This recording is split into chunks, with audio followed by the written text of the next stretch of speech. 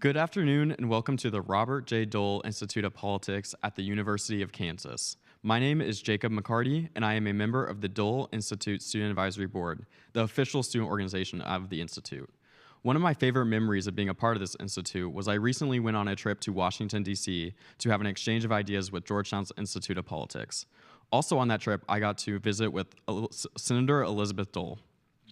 The Dole Institute of Politics strives to promote a new era of leadership that uses politics to bring people together through opportunities that emphasize bipartisan cooperation, public service, and civic education and engagement, all of which is inspired by the leadership and service of Senators Bob and Elizabeth Dole and the enduring civic contributions of the greatest generation. The Student Advisory Board is an integral part of this mission, providing members with experiential learning and job opportunities, access to financial assistance, and networking opportunities with our special guests. If you are a student here at KU and would like to join, please email us at dolesab@ku.edu or speak with a student worker after the program. Before we begin, there are a few reminders I'd like to take a moment to share with you. Following today's program, a video recording will be available to stream on demand on our YouTube channel, where you can access a full catalog of our past programming. A loop hearing system is available to use if you have a T-coil hearing aid. The Institute also has a limited number of listening devices. If you have questions about the loop system or if at any time have difficulty hearing, please alert one of our staff members. Please take a moment to familiarize yourself with the marked exits in the rooms. In the event of an emergency, please make your way to the nearest marked exit. Please follow the instructions of staff members and exit the building if necessary. Following today's program, a limited number of audience questions will be answered. If you are a part of our virtual audience, you can submit questions via email at dolequestions@ku.edu. The Dole Institute aims to foster civil and respectful discussions around important and often difficult topics. Please phrase your question with this in mind. Finally, I'd like to remind you to please silence your cell phones or place them on Do Not Disturb. Now, please join me in welcoming Joni Wickham. Everybody, it's a pleasure to be here again for our fourth out of our five sessions that we have. I'm super excited to be interviewing two reporters. This is a little bit of a flipped role. Yes, it is. Yeah, both of these friends of mine have been covering people and organizations that I've worked for well over a decade. So thank you both so much for joining us today. Really appreciate it. Let me introduce you. Mary Sanchez is a nationally syndicated columnist with the Tribune Content Agency. She's been a Metro columnist for the Kansas City Star and a member of the Star's editorial board, in addition to her years spent reporting on class, race, criminal justice, and educational issues. She currently reports for Kansas City PBS, The Beacon, and several other outlets. And then we have John Holt here. You may recognize him. He's been on Fox 4 News since 1994. He co-anchors Fox 4 News at 5, 6, and 9 p.m. and serves as an investigative and special projects reporter for the channel. He also hosts the weekly show For the People, as well as KC End Zone during the Chiefs season. We mix it up. Yeah. Politics and Chiefs. Can't get any better What could than be that. better? Sometimes they collide, as we now know, As over we know. stadiums. Yes, that is true. So thank you again for being here. Tell us a little bit about your journey and what sent you towards this path of journalism. Mary, I'm going to start with you. Okay. I was the odd child that always knew what she wanted, and that, you speak to, young people now, and it's not wrong at all, but, they'll find a career path. When I was probably 12, at least by 13, I could have told you I wanted to be a reporter, and I was always based in newsprint, always in the print initially. I mean, now I do radio and TV as well, but I think partly because my parents were big readers. And, my mom was a Kansas farm girl, but they always would talk about having 5 newspapers delivered, and then they would have to be delivered to a rural Kansas farm. So that was kind of it. I mean, I just kind of always knew what I wanted to do. So that started a path that, we can talk about this, even access. Like, I didn't go to KU. I grew up in South Kansas City. I had a high school journalism teacher, frankly, who was very involved. Ended up at Northwest Missouri State University. I later did study at Berkeley, but I didn't have a big major journalism degree. The thing that really made it for me was that I always knew what I wanted, and was winning national awards when I was still in high school. Wrote sports. Initially, I wanted to be a sports reporter. So I wrote for Townsend Communications is what it was. They had a bunch of newspapers around the Kansas City area, and every Friday night I would be in my little Datsun car, and I'd drive around and go to high school sporting events and then write it up. So I was already published then, and I was actually published by the Star as a freelancer during college up at Maryville. So my path was very much just this hard line. I knew what I wanted, and I honestly think that's kind of partly the only reason I made it, because I didn't go to MU, KU. Yeah, so that's self-determination. Yeah, it is. I mean, it's the whole reason. Yeah. Yeah. John, how about you? I did go to KU, and I was on the 7-year plan. There you go. It turned out, and it was all academic, I promise. I learned pretty quickly. I grew up in small town, central Kansas, actually Bob Dole country, about an hour from Russell and Great Bend. And I was very fortunate that I knew pretty early on I was not going to follow in my dad's footsteps. He was a physician, but I wasn't great at math or the sciences. But I was pretty good at the gift of gab, and also had a journalism teacher at the high school and loved writing and storytelling.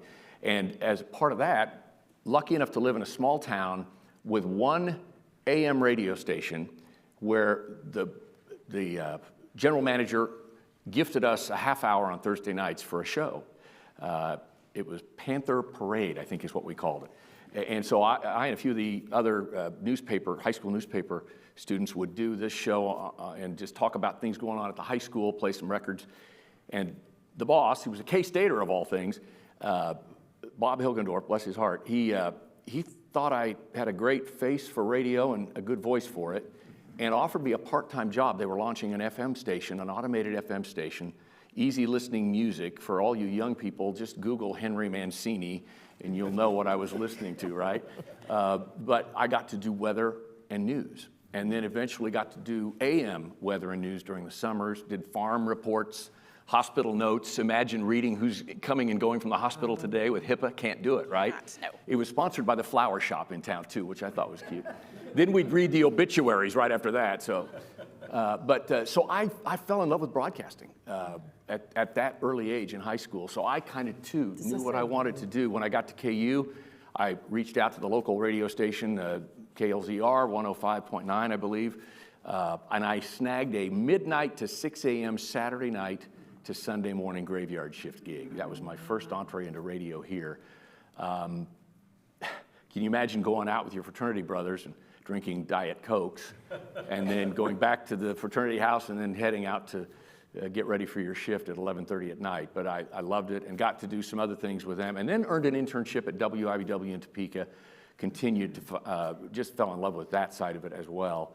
And before that summer was over, was reporting, doing a little bit of weekend anchoring, and carried that through my college experience and even through law school. My third year in law school here at KU, their 10 o'clock anchor left, and they asked me if I'd consider doing it, because by then I really knew I wasn't going to practice law. I took them up on it, and that was 3 years in Topeka, 7 years in Wichita, and now 31 years in Kansas City. So I helped build the Kansas Turnpike, I tell people, as part of my career. Yeah. So when I first started my career working for elected officials, the only way an elected official could get their perspective, their narrative, their story in the news was to go to the outlets that they were seeking to have coverage, make an appointment with a reporter, and hope that they would interview them. To state the obvious, that has changed. How have you seen the industry change from your perspective in print broadcast? Mary? You want me to go first? Yeah. Dramatically. I actually have to admit, if you look at the numbers now, we've been in decline basically my entire career. What did you do? In terms of, well, it was me. I'm so sorry. It was me. Well, some people would argue it was my columns. So it's just, everything has changed. I mean, technology, number one, is a lot of it. The rise of cable media. There was a point when the Kansas City Star had huge double-digit profit margins. I mean, we were somewhat of a monopoly. There was a whole lawsuit over that in terms of a radio station. The big print ads made so much money that the monetization and the necessity towards that for media is huge. It used to be a young reporter, we were never aware of that. We didn't study that. Matter of fact, a close friend of mine who was CEO of AMC, and he would just laugh all the time. He's like, I can't believe that you don't know what your value is in terms of what you produce. But that was by design. Advertising at the Star and at every major print, mainstream print, was on a different floor, a different level. We weren't supposed to be influenced by what actually made the money. It was never subscriptions. You know, it was the little one-line ads. I can't remember what you call those. What do you call those? Classified ads? Classified ads made tons of money. But see, this is pre-internet. So that huge change and the monetization is massive. And that's where you get some of the things that I can be somewhat negative about. You know, clickbait journalism. You know, where reporters are being judged by how many clicks they get, then by can you turn that into a subscription? But some of that, you know, it changes the culture of a news organization, but it is just a reality of the finances. You know, now you've also seen, like you mentioned, the Beacon. That's in Kansas City. It was started by a former Kansas City Star reporter, Kelsey Ryan, and it's a nonprofit. It's one of the nonprofit media sites that is really kind of the hope for how we'll rebuild journalism and remake it in this era. I mean, we could talk all day about that's probably enough to get started. Dramatic changes, both good and bad, and you cannot fight change. So I think sometimes you talk to older reporters and it's easy for them to just get really negative about everything. I don't necessarily buy into that. I know there is an awful lot of just incredible young journalists. Some of the things that we can do with technology are amazing. The ability to mine data and information is incredible. And it's really, really helpful to journalists and therefore to why they do the craft, which is for the public. Right. John, what about you? Well, you mentioned, it's interesting, you mentioned the politicians had to make appointments and hope we would interview them. That's weird. Now it's the other way around. We have to go through their communication staffs to get to them unless we can find them at an event. So that was an interesting concept. I was kind of with you, Mary. I think obviously technology has changed. And in a way that we either embrace or we're irrelevant.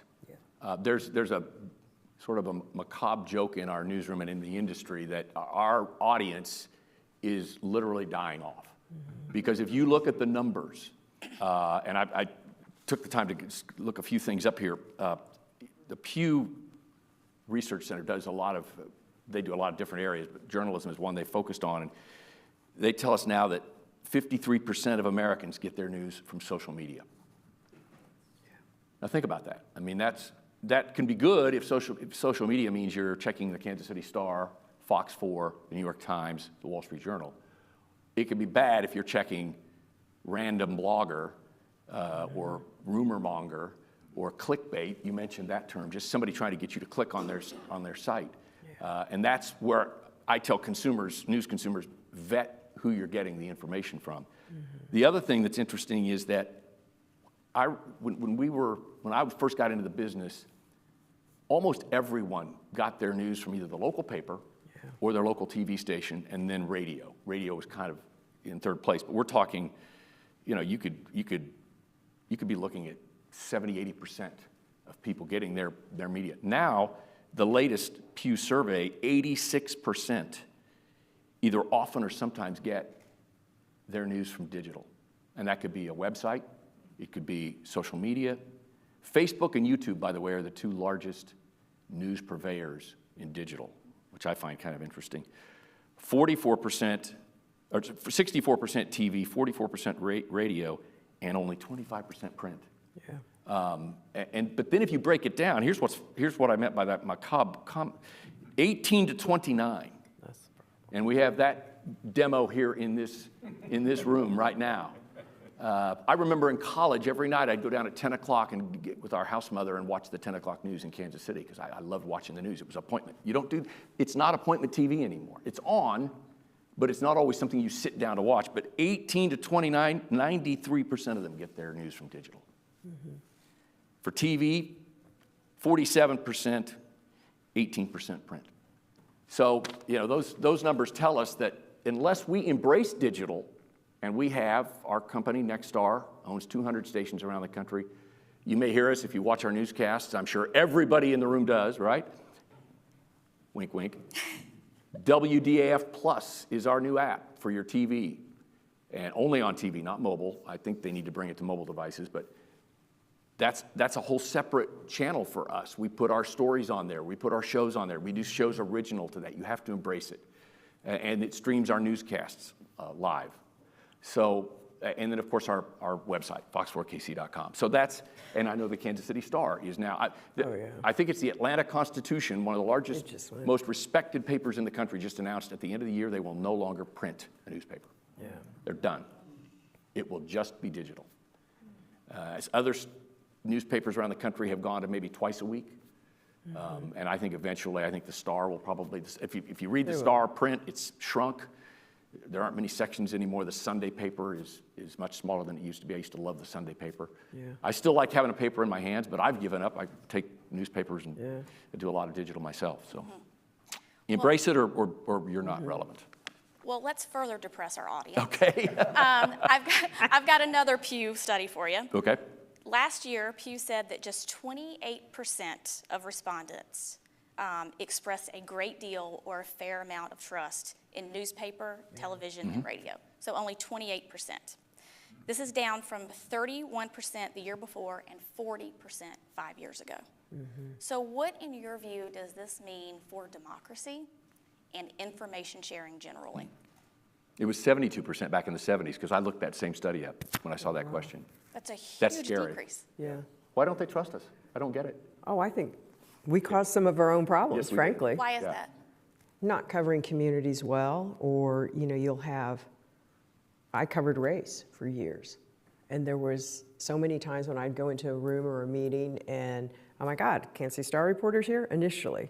So I initially wrote quite a few pieces that were very explanatory on different communities and got to know different people. I used to go to every NAACP meeting, just to get to know people and build trust. So there's some of that. You can't cover everything. Certainly I think there was at some point some bravado to some reporters. You mentioned civility. I think you learn more from anyone just by being civil and kind. I literally used to write columns and write at the top, some of them on my own notes in a Word file because they're doing digital, do no harm. And I would still teach that to young journalists. It's like, what are you doing? Especially now when, a newspaper, they would throw it away.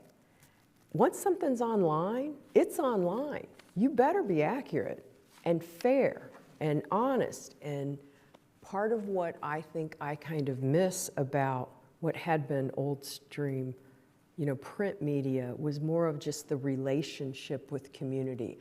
I felt like the Kansas City Star, when I was there initially, early, that we really had a relationship with the community. I think I've already mentioned I'm from South Kansas City. I've watched Bannister Mall come and go, so many developments. I remember Marion Labs when Ewing Kauffman was still alive. The buildup of everything. There was just a sense of being a part of the community that I wish could be reclaimed. But that was partly because of what we had then too, was so many reporters. Right now the Star doesn't have an education reporter. Oh my gosh, I started out writing the desegregation case when it was still in the courts, along with Mike Manser, another person, and then we still had the Kansas City Times, plus all the other media. That type of coverage makes people feel seen and heard. There was a period of time since I started in education where there was not a school board meeting in this entire region that there wasn't a Kansas City Star reporter in the school board meeting, and then also had relationships with all the principals and all the school board members and teachers and students and neighborhoods. We'll never have that type of numbers of feet on the ground again. We just won't. So we're trying to figure out how to still give that sense of purpose and respect. And if something is written that is harsh or negative, that the reason why. that was a story you needed to know, that you needed to have presented. So it didn't feel political, it didn't feel nasty, it didn't feel inadequate, that there was a certain fairness to it. And then you also maybe saw the nuance of how did this system become corrupt if you're going to write about a system? You know, how do you make something about the injustice, not the person? I think that's all part of what good journalism does. And to a certain extent, I think it was easier when you had more voices. Mm-hmm. Good point. You raised a point that I find interesting, and that was the fairness angle. Yeah. Part of our frustration, or not frustration, part of the reality in television news business is when I worked in Topeka and to a certain extent Wichita, mostly Topeka, there was no cable news. You had the local stations, and like you said, they were like the newspaper, they were community driven, focusing on community. Then with the explosion of first cable news and then the internet and all of the opportunities it gave, now social media, it's very fragmented, and it creates an opportunity for news to go from being neutral reportage, which is what I was taught when I was here at KU, that you cover all sides the best you can, let the viewer decide who's right and wrong. Unless, of course, you're dealing with an investigative piece where you know who's the rotten apple and you're trying to out them for being a fraudster or whatever. But generally speaking, if there's a controversy at the school board, if there's a controversy at City Hall, you're covering as many angles of that as you can and let the viewers decide.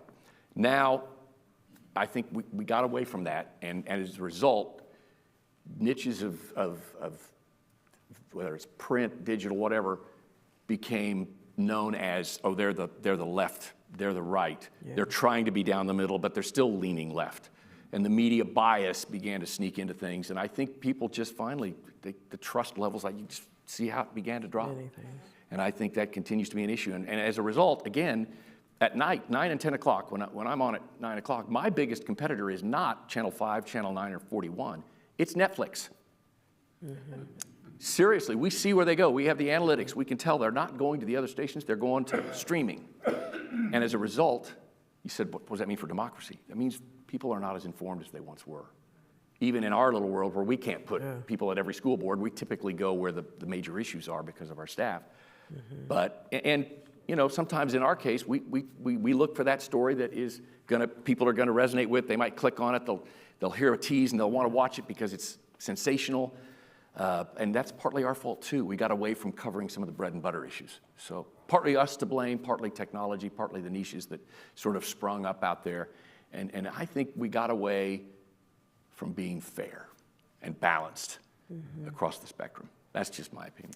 So understanding that, do you all believe that journalists have a responsibility to try and foster more civic engagement and quote unquote protect democracy? Or should reporters just be observers? That's a good question. I mean, I think civic engagement in what form? I mean, obviously, we want to engage. Here's what I tell: we need reporters who are willing to go out there and talk to the politicians. But you know what? Talk to the people they affect. Talk to normal people. Yeah. You know, I get tired of seeing the mayor of Kansas City, delightful guy, taught law at KU. He claims he's a Jayhawk. I'm not sure I completely believe him, but we'll see. But my point is, he's available whenever we want him. Who are the people he's affecting? Regular human beings, taxpayers, citizens, same with school districts and school boards. I want to hear from them as much as possible. Yeah, that's that community. I mean, I think it does have a role. I think you always have to, understand, how our system of government works. And, I always hear some better scholars than me say, the right to vote is also the right not to vote. We don't want to live in a nation where you're forced to vote. I do think societies are better, communities are better when people are more engaged and aware. I think you can offer people a wide range of information and ways to engage if they so desire. One of the things about solutions journalism is a term that comes up kind of in more modern eras of journalism is, don't just show someone the problem. Don't just show them what is an issue that, you don't have enough water, or your prices are too high, or this or that. Show them a solution for it. Show them a pathway to the number to call to get engaged. Let them know when the next meeting is. Let them know that there's all this federal dollars for a certain thing going on. That to me helps build civic engagement. The other thing about the kind of bifurcated that's a bit of the problem is that, like goes to like. Most people, you go to church with people who are, of your faith, obviously. You live in a neighborhood that tends to be your economic level. Perhaps you engage with people who also have your same, whatever the socioeconomic, certain college degree, or, you're an engineer, so a lot of your friends are engineers. That's just humanity. One of the things about fewer choices of where you get news is that we did try and offer this wide, big view. And I was less able to, I read an awful lot on my phone. It's shocking to me when I hear the report week by week how much time I spend on my phone. That's curated. And there's ways that algorithms will keep showing, because I can watch it when I start looking at Chapel Roan, or, let's just say I can watch anything that has to do with a horse or a puppy. I'll get more and more of it. That just feeds into how our brains work. I mean, this is getting a little crazy on it, but it really is. I mean, and there's things about how we function as humans that to build a broader sense and understanding, you want to be able to have news about someone who's not like you. And that's how you undercut false narratives. That's another huge issue of mine. Things that build. It's so easy to just live in our own little worlds, our own little bubble with your phone. I think that's not healthy for communities. It's not healthy for individuals. But I understand how it's happening. So I think that feeds into democracy and how much people want to be involved in a community. No doubt.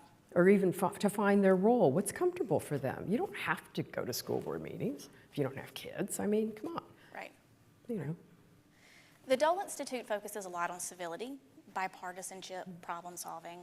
Do you think local news, that there's an opportunity with local news to bring communities together in a way that perhaps the national news media can't or maybe won't? In what regard? You mean just in terms of? In terms of storytelling. Oh, okay. Yeah. Yes. Again, I think that's why, in my view, you have to tell as much about the story as you can in a neutral way, so that you allow the viewer or the reader, if it's on our website or on one of our social footprints, to engage with both sides, to see that there are all sides to the issue, and if there's a solution, what are the paths to getting things done.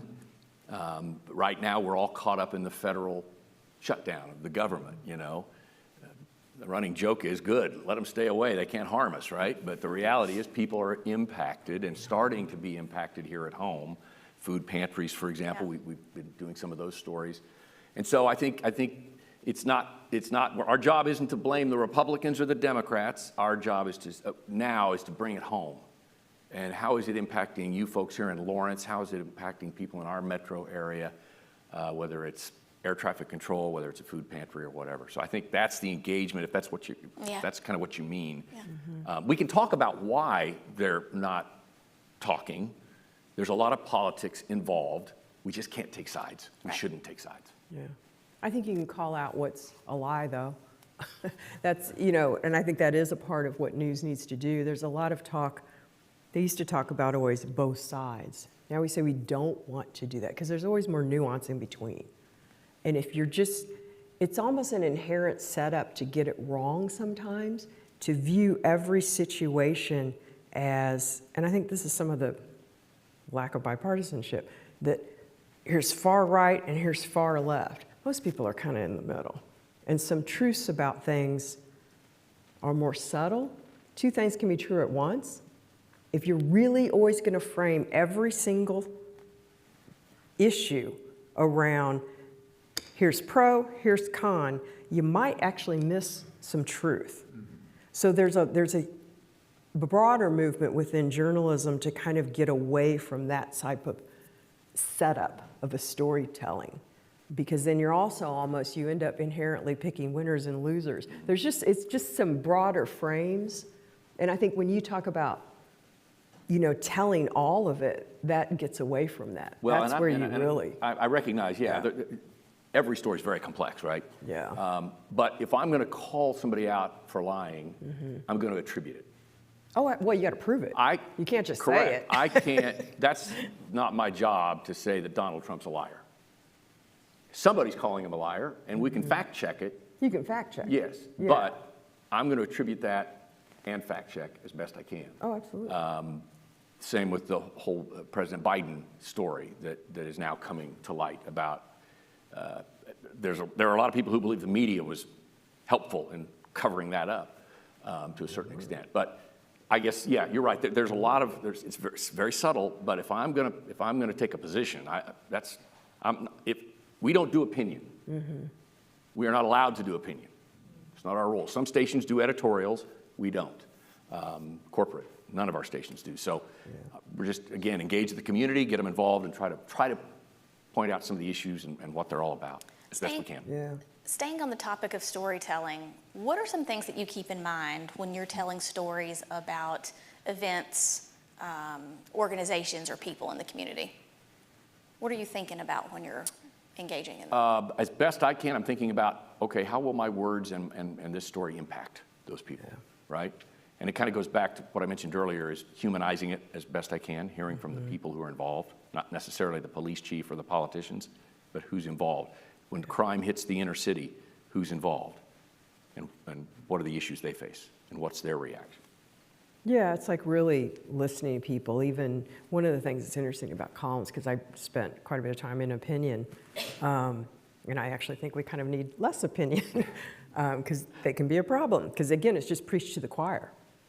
It's like, I don't need anybody else to tell me that I'm I loved that opinion. It's like, no, I want, the best compliment was always, gosh, I always learn, I don't always agree with you, but I always learn something. Thank you. Yeah. That's what I want. Just more of an openness, not a, yay, she's singing my tune kind of thing. So I think, like really showing people, like I used to think of the Metro columns back when they almost don't exist anymore in any kind of mainstream print, which we still say print, but everything's digitized. It's online. Was that it was public real estate. I mean, granted, it had my little head at the top of it as like a columnist thing, but public real estate. I was there to, I don't even really like the term storytelling, because this is my own personal, because I think it sounds too like fluffy, because I always really was in the news side. Like there was a reason I was writing it. But I wanted someone to really see and hear their own voice in it. And granted, this is the joy of having a little bit more time and space, which is very different too, and different resources. But I would spend quite a bit of time with a lot of people so that I could hear the cadence of how they spoke. Or you'd ask someone the same question 5 different ways, and particularly if there was a language barrier, so that I really understood what they were trying to say.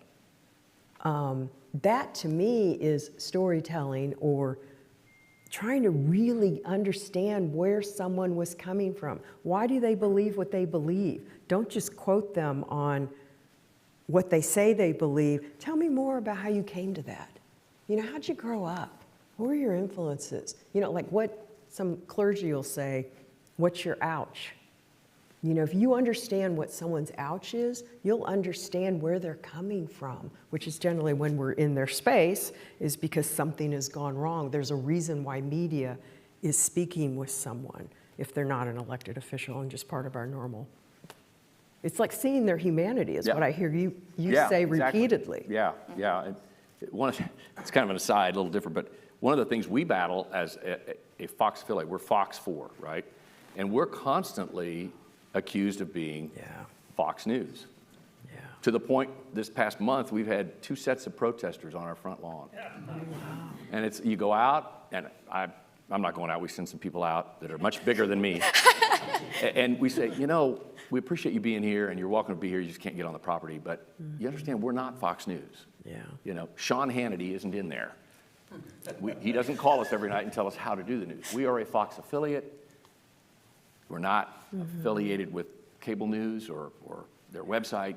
We can use their reporters and their stories and their video, but we don't use Sean Hannity or Laura Ingraham or whoever might be on in prime time. That's a whole different animal. But there's that viewer confusion, so we're working it. Yeah. Now, some people love that we're Fox 4, and we don't argue with them. Okay, that's fine. But it's just how interesting our media business is these days. When somebody can dial in on just 3 letters, Fox, and already have an opinion about us. Right. Yeah. Makes it tough. Right. And they don't listen the same. No matter what you put online, if that's in someone's head, sometimes it's really hard to get them to disassociate from that, an assumption. Right. Fairly new term is called audience despair. Audience despair is when audiences tune out of the news generally because it's too negative. Mm-hmm. Do you think journalists have a role in helping audiences overcome audience despair? I think if they're being reactive to news that I'm providing, I darn well better care. Because if it's specifically like what I am or an entity that I'm working for, that's part of that responsibility. What is it? Are we giving them things that aren't explained well? You know, I used to actually learn a lot from even some really negative things that phone calls and messages. Now, granted, some of it, if you're a woman, and I'm half Mexican, my father was from Mexico City, people hone in on that and get, let's just say, really nasty. But even sometimes when you call them back or, you know, email them back, they'll kind of back off and go. And then I would learn, I'd say, okay, so what about where? And you would almost sometimes learn, what did I not explain well that set them off? And granted, their reaction and the way they lashed out is very inappropriate, but, you know, come on, big girl can take that. And you would learn what you had presented poorly, or learn something that, oh gosh, I need to explain that better. And as far as like the negative, I get that. You know, I'm looking at my phone and sometimes that's why I end up with the puppies and the horses on Instagram. You know, people need an uplift.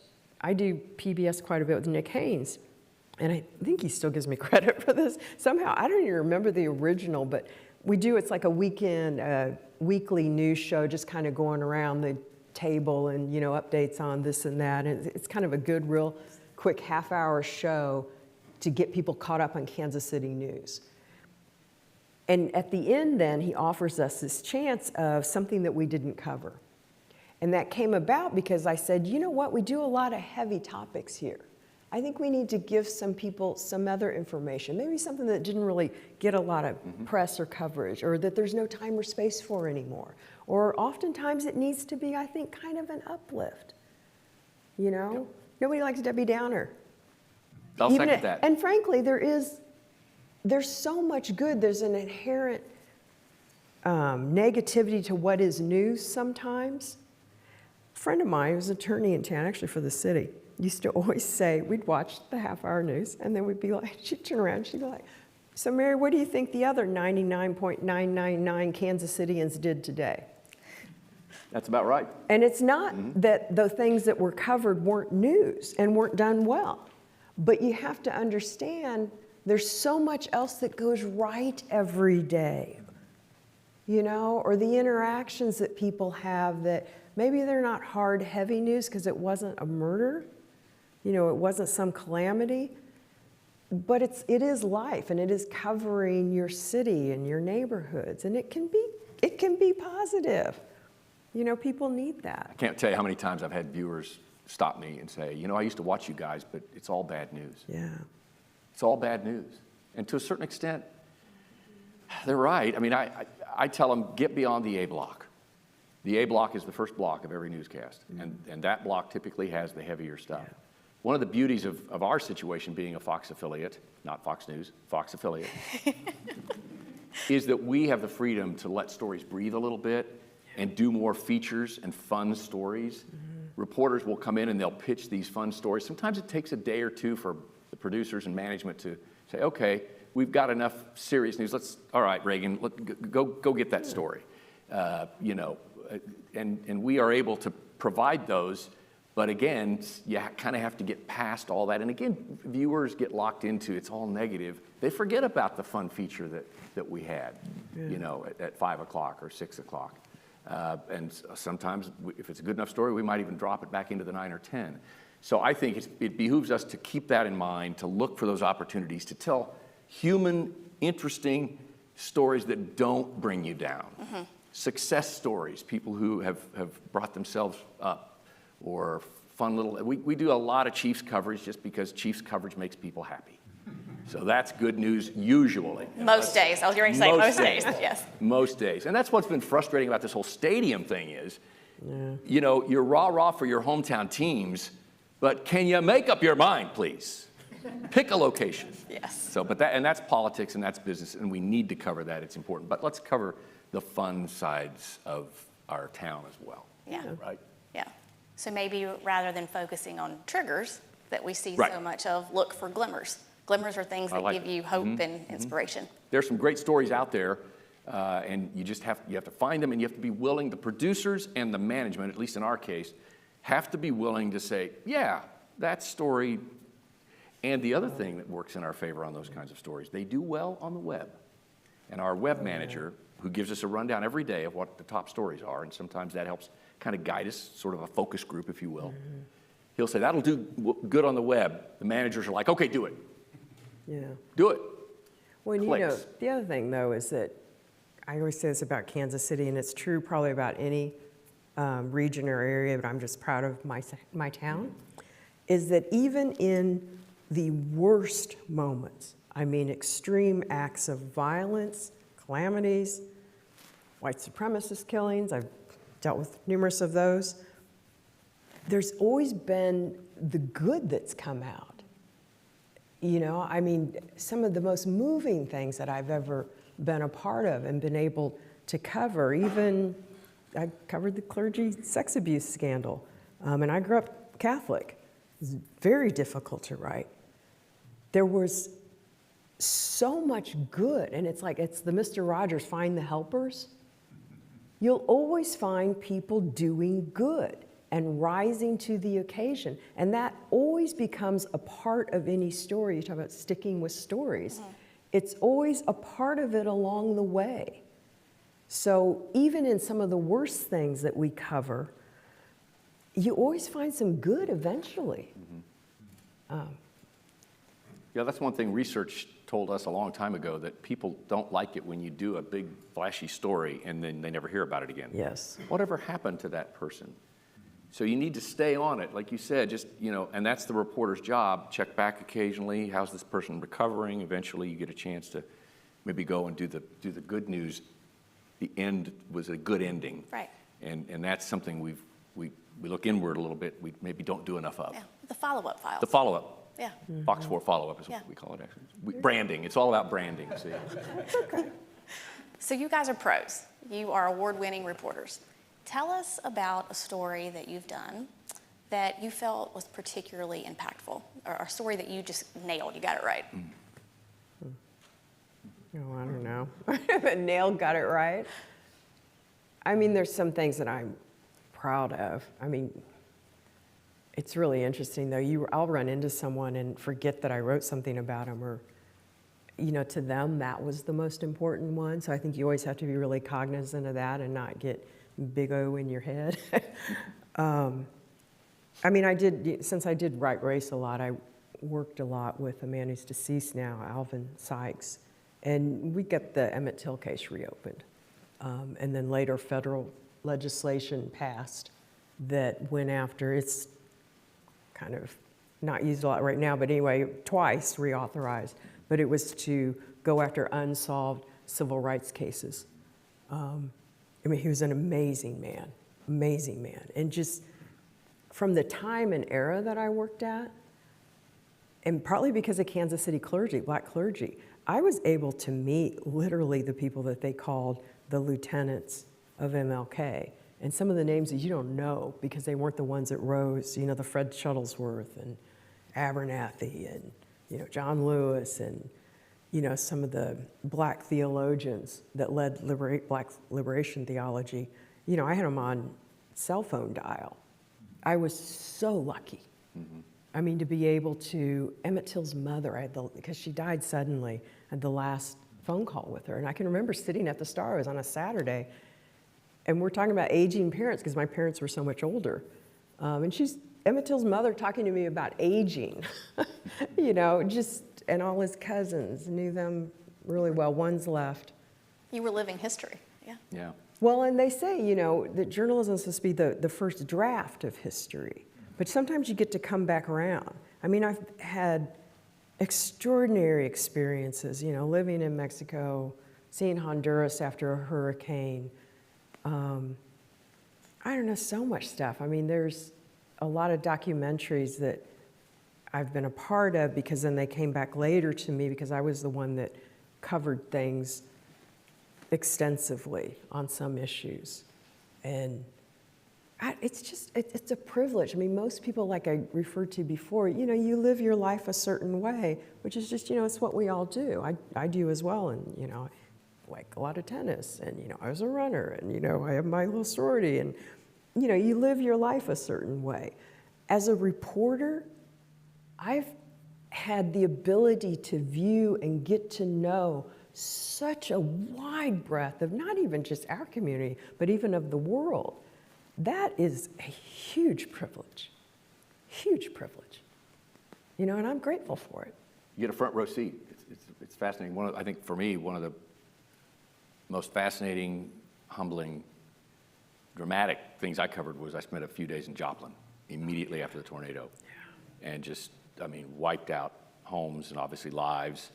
And again, you're in a position, and I said this earlier, you want to humanize it, but you want to be careful because they're in shock, right? And so you have to be mindful of what, you know, you have to approach them carefully, or can you share what happened? Some are very willing, others very emotional. But to see that, you know, yeah, probably the most powerful thing. And then we went back a year later and did some stories and did that follow-up and saw how they were in the process of recovering, and those were the good news stories. The story about a church that people had found family photos miles away. Oh, wow. And they had collected them all, made it known that they were collecting them and trying to get them back to these people, and that was a fascinating story. I have a soft spot in my heart for veterans, so I've done some stories. Most recently, we had a World War II veteran posthumously received the Medal of Honor because there was a period of time where black soldiers or service troops were overlooked. Mm-hmm. It was racism. And they looked into it and went back and posthumously honored. He's a Kansas City young man, and he was obviously no longer living. He died in the process of what ultimately earned him the Medal of Honor, but nobody in his family knew. And a Marine, this guy was a soldier, an Army guy, a Marine took it upon himself when he learned about it to find a family member and track down a sister who's now like 103. And so we did a profile of that. And then the other story that was close to my heart was Roger Donlin was the first Medal of Honor recipient of the Vietnam War and Special Forces, lived in Leavenworth. We did a profile. His wife was the gatekeeper. She was his agent. We talked our way in, and I spent an afternoon with him, and just fascinating hearing his stories and sharing that with our viewers. And he passed away, within the last couple of years. Got to know the family, became pretty good friends with all of them, and just a delightful man, very humble. These soldiers and Marines, and they don't want to brag about what they're doing. That's the hard part. You want to coax them into telling those stories, but they're so humble, and they don't want to.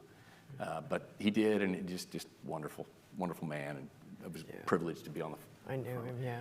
And then you talk about investigative. It's interesting. You've covered immigration. Immigration's a big topic right now. Years ago, we did a story on, and we spent a lot of time on it, hidden cameras.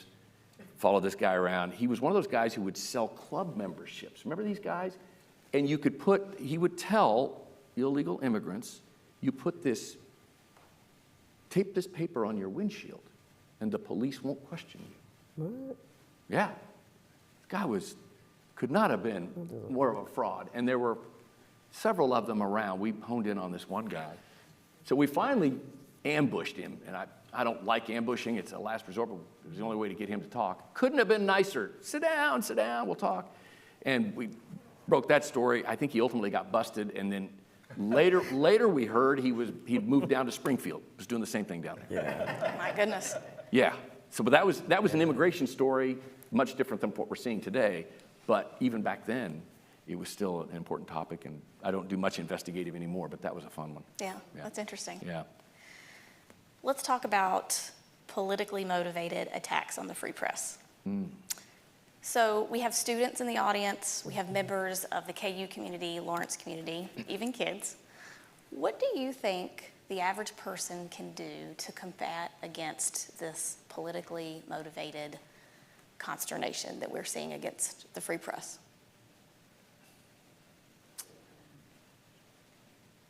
That's a good question. Be aware of it, Yeah, be first aware of of all. it. Be aware of it, and again, know, your sources, what's true, what isn't.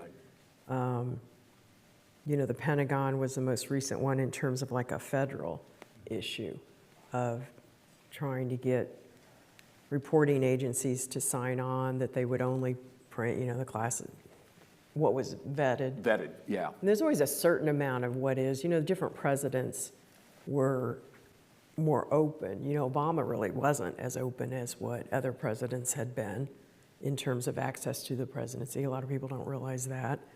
I called him Deporter-in-Chief, and he earned the reputation. I think a lot of it is just being aware. There is this demonization of the press that isn't fair. Being aware of like the impact of it. It's just, I don't know what you can necessarily do to combat it other than being aware of it and knowing that it is occurring. I think younger reporters say that it's a lot harder to reach people now. People think that they can, well, and you see it even, at the highest levels, that they can control their own message, so they leave out media, which I get that. If you think you can tell your own message as you want it to be told on your own TikTok, Instagram, what is it, Truth Social, X, whatever, and just stay in that, and you're only going to reach the people that already love you, that's the way to go. But it's just being aware of your news consumption and what you're getting. Or not getting. You mentioned the Pentagon freedom deal. of information. It's like, Yeah. I just did some trainings with investigative reporters around immigration nationally for investigative reporters and editors.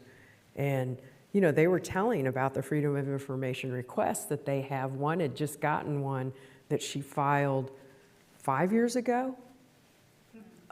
Just like for the general public to even know how long sometimes it does take to get information when a reporter requests it. The other thing that people don't always realize is that we don't necessarily have, we being media, Fourth Estate, whatever, extraordinary access in some ways that you don't have as ordinary citizens and residents. You can ask for information as well. We just have been trained to do it. I might know a little bit more about going online and what websites and how to track certain things. Like there's some stuff with the old Department of Labor that I'm looking at right now that deals with immigration and certain types of visas, work visas. A lot of people may not know that. You could do the same thing. So there's a whole thing of being more engaged in that level and just even understanding your own power as citizens and residents. There's a lot of stuff that you can find out on your own. Yes, that's true. The Pentagon story you mentioned is top of mind. Obviously, in our business, Justice Potter Stewart, I think, was speaking to a Yale class years ago, said, there's no First Amendment right to gather news. So you can, yes, you have to wear a credential. No, you can't roam freely about areas of the Pentagon or whatever government building you're in. That's the way it is on Army posts. naval bases, so on and so forth. But First Amendment's about prior restraint, and I support the Fox News. Pete Hegseth's former employer is one of the news organizations that wouldn't sign and walked out. Yeah. I think it'll get settled, but the fact that he was wanting you to submit your copy and get it vetted and approved, That's great. that's not the way it works.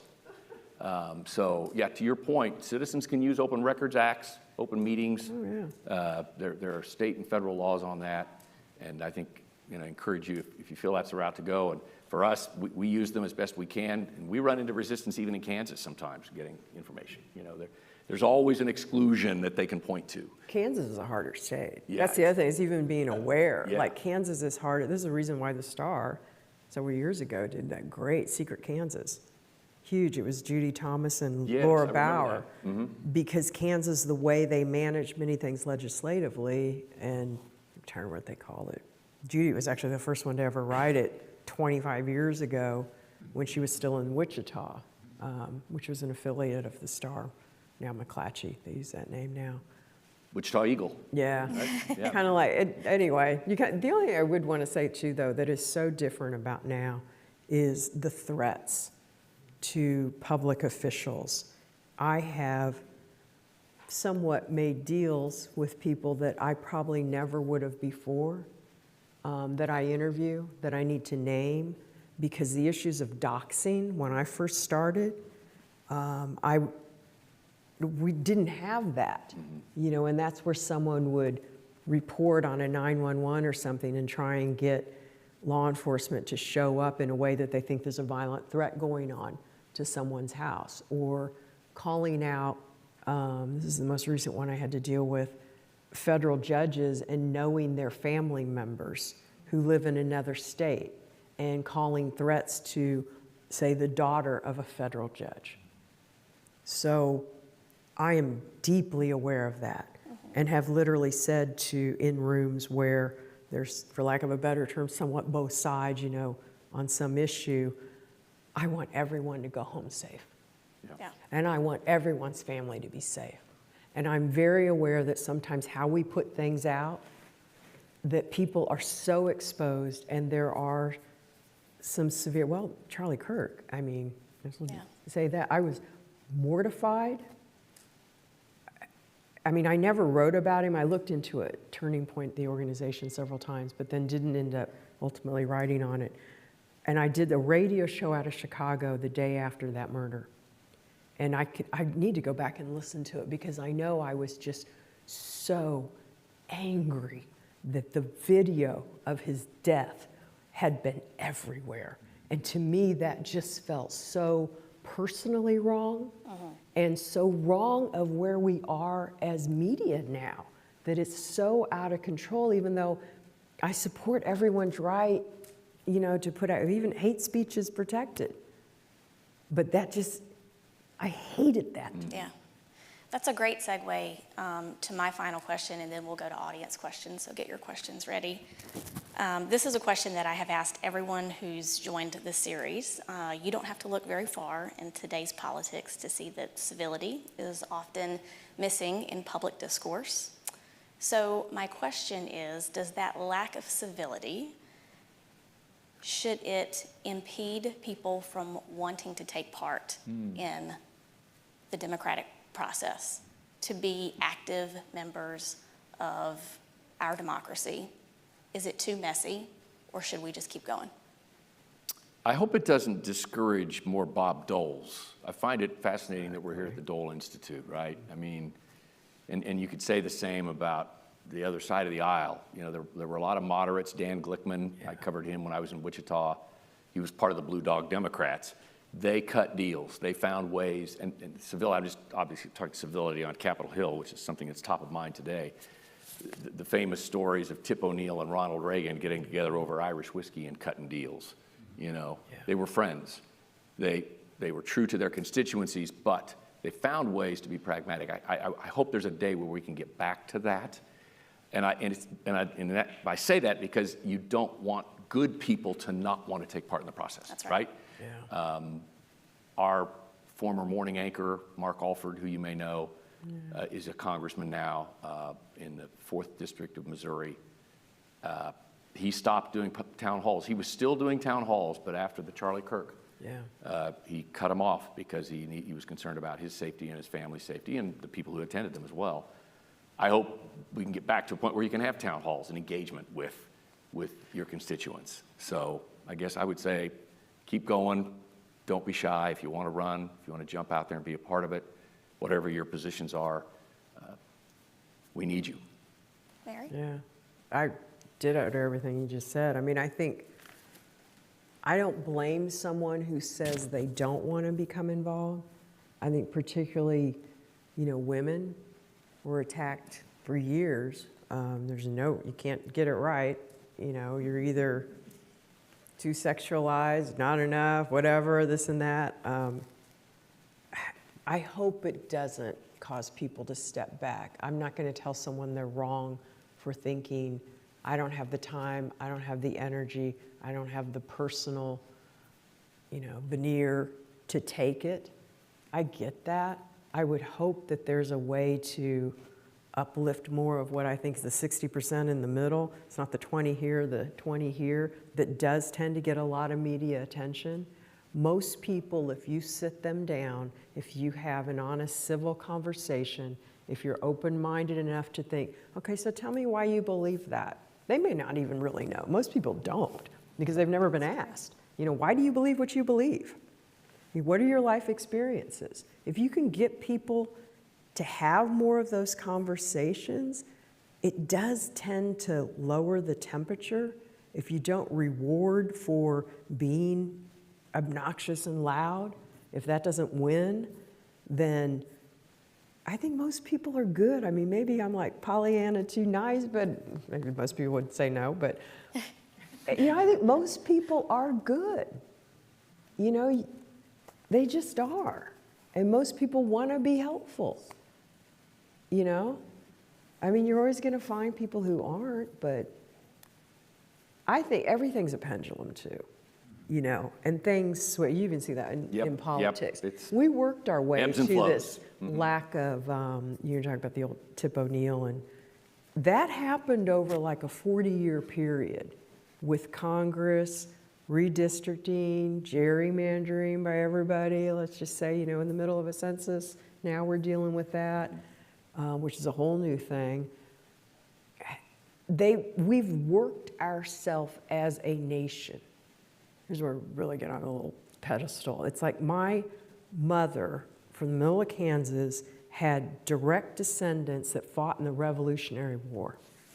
So she was in DAR, I could be in DAR. I've talked to, I think one of the times I saw you was at Sons of the American Revolution. My father got his citizenship by fighting in World War II, which is still a pathway for a lot of immigrants. They joined the military. I had an uncle who fought in Korea. We had people who fought in the Civil War on my mom's side. They fought for this country. And you know what? It's like, I think there are reasons to be involved and engaged. You're here. The fact that everybody showed up here tells me that you're thoughtful and engaged. And again, I'm grateful for that. Yeah, for sure. So let's hear from our audience. We have students who are going to be walking around with microphones. If you have a question, please raise your hand and they will come to you. Yes, sir, right here in the front row. Thank you, Jacob. This is a little bit of a twist on your latest topic there. I worry about how people get their news. I don't listen to MSNBC or Fox News because I don't think these people are professionally trained journalists. Yeah. I don't think a successful football player is automatically qualified to be a news commentator, as we see in a lot of them. Why not, like other professions, should the journalism profession be certifying people and medias as professionally prepared, trained, certified? Well, that's interesting. That's a good question. You mean like lawyers, David, where you're not? Like your law professor, John. I did manage to, I managed to pass the bar. That doesn't happen very often for me, so just kidding, just kidding.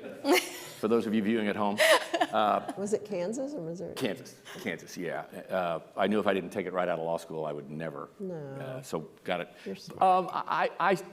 I see your point. I think it's how do you certify? I mean, there are First Amendment issues there. Yeah. I get it. I think the important thing you noted there was you're aware, you vetted yourself who these people are. Let me give you the best example I can think of is George Stephanopoulos. Right. This guy was a Democratic operative. Mm-hmm. He all but ran Bill Clinton's campaigns. He's now the host of the show I watched when David Brinkley was, who is as certified journalist as you can get. Yeah. It's no wonder they don't trust us. Yeah. Right? I mean, now, I'll watch occasionally. I'm partial to Shannon Bream on Fox because she's also a lawyer by training, covers the Supreme Court, and is very good at questioning. Tim Russert was fabulous, but he also came out of Congress. He was, I believe, a staff member of a New York congressman. That's just the way the networks work. It's star power, it's ratings, but as long as you vet, as you clearly have, Pete Hegseth, weekend morning anchor at Fox, good-looking guy, right? Yeah. Oh, no. I just slapped him down. I'd be a network anchor if I kept. No. But no, I mean, I think I'm to get back to my point. I think we're fraught with peril if we go down a road where we're licensing or certifying journalists as true journalists. You know what I mean? There are going to be special people who you use for presenting the news, but I'm talking about people who daily are news forecasters. I don't see why the journalism profession doesn't want to certify. Yeah. They have been professionally prepared to do the job they're doing. Yeah. That's come up through the decades of, it's been raised. Actually, you're hitting on something that's been a conversation for a long time. I actually agree with John in that it has some problems. I understand why you would want that, anyone would. The problem becomes who gets to do the certifying and what voices are going to be X'd out, or because you didn't go to my J school, you know? Yeah. You didn't do this and that. Well, your parents weren't this and that. You know, there becomes this weird muddy of what is qualified. You would want someone perhaps who's trained, but frankly, a lot of reporters, there's some great ones who years ago, like, didn't go to college. Because you know what? They understood the working class in ways that someone who perhaps had a different class background might not have. Or that's even a part of journalism training. Like when I work with young people, I want them to go into a room with 100 people and go to the person that you're most afraid to walk up to. I don't want you to sit there and interview the person who has your same background because you really understand them and you click. That's who you shouldn't be speaking with. Yeah. I need you to be uncomfortable. Good point. There's ethics and moral, you know, like back in, I used to say that I would get fired for things that other media outlets did. And that was a level of like transparency and ethics. But you gotta have someone pushing that. You gotta have an editor that's not telling you to go cover something at his kid's school. Yeah.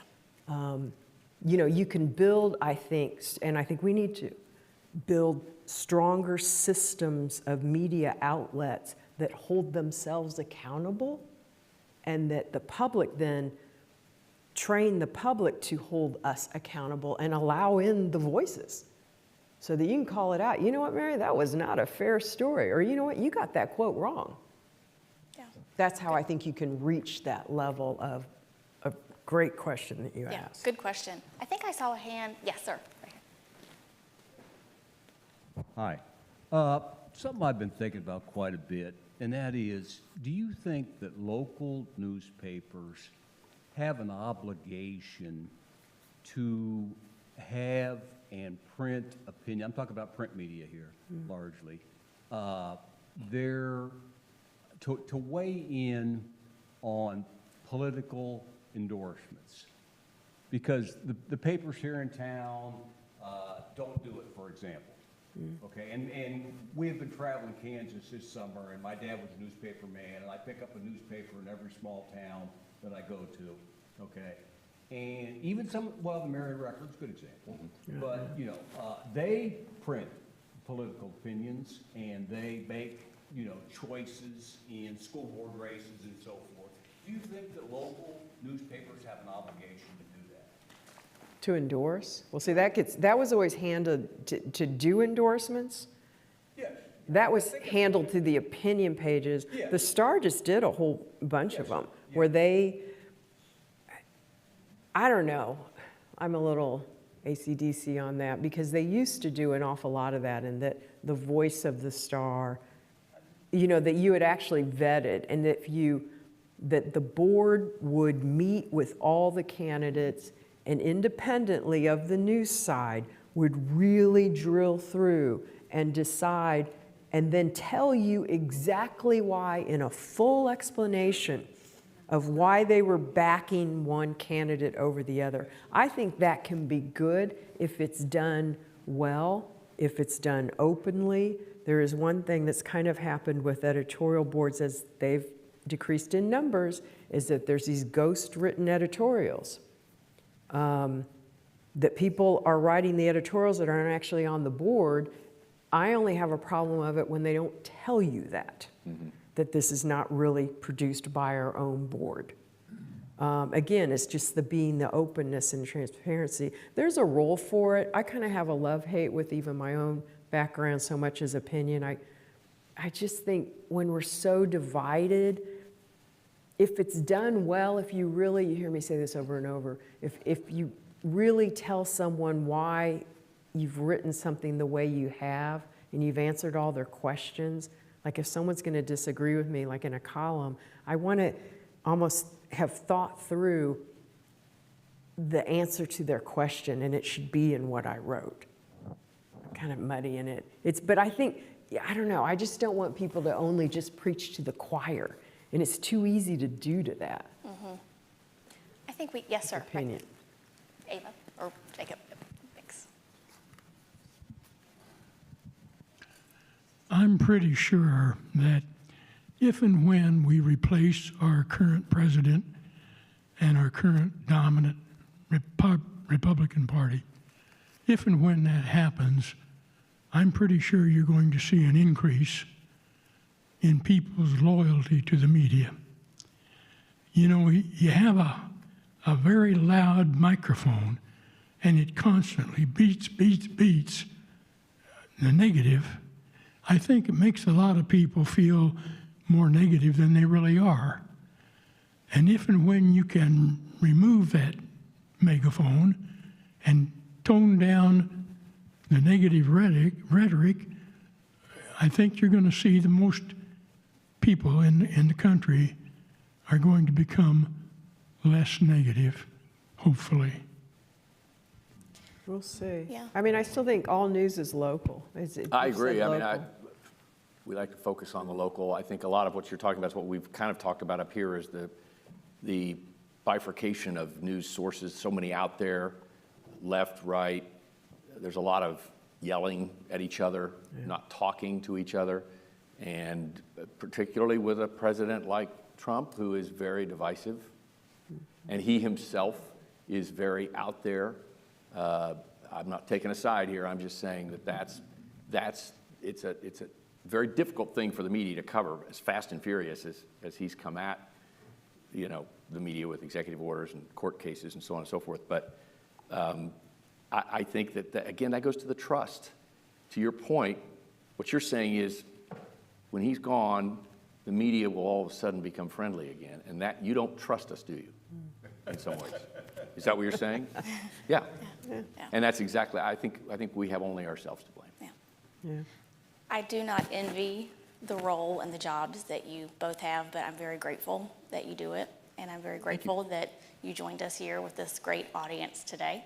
You know, in regards to the previous question about should a newspaper endorse a candidate, I would rather see the newspapers get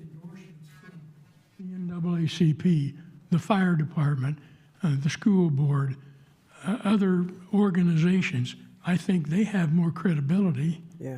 than does the newspaper. Well, I know the Star got away from endorsements. They did, Partly and they're they- doing more of it now. and I That was think- under one and I think- person and I think didn't they want to called- do They them. called Helling back out of retirement to help him. Well, that was part of mine, I should say. Yeah. part of the what I not do being see- on the board. Right. What I do see and what I like is profiles of the candidates. Yes. Tell me who they are. Where are they from? That's what when the Star does an in-depth profile of a Senate, U.S., they're typically major candidates. I really love those. Well, we did, in part, this is kind of what I thought your question first was, and I may have fumbled at the beginning even answering it. Like nonprofit media collective, I can't remember what we call it, Kansas City. Kansas Reflector. Well, no, they do a great job. All the state's newsrooms, Missouri Independent, Kansas Reflector do amazing jobs of covering anything political out of the state houses. They're part of a national group that is State's Newsroom. They are great. They generally have, what they've done is they've hired old mainstream print political do you mean old? reporters. Well, the people that had experience in state houses that went through the major, when they were cranking stuff out, they're generally hired really good people. Those are good. They don't run opinion though.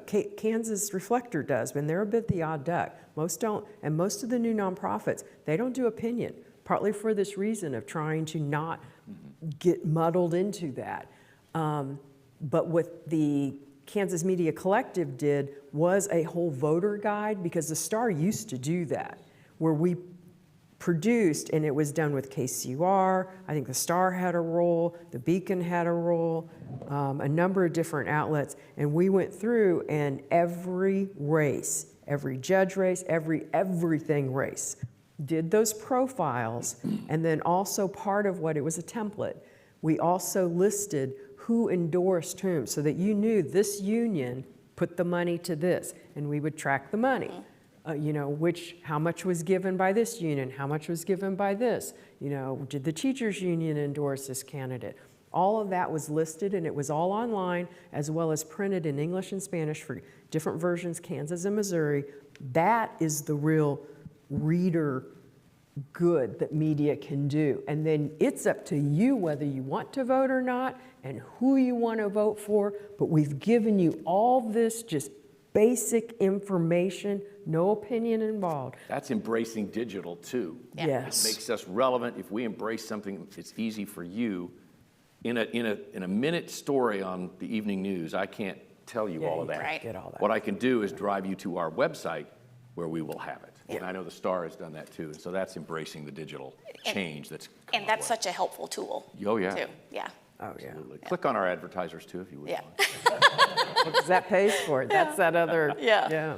Well, clearly there's a lot of energy and enthusiasm around this topic. We could talk all day, but we really appreciate Thank you you being all here. for your Thank great you both, questions. and thank you all for being here. Great Appreciate it.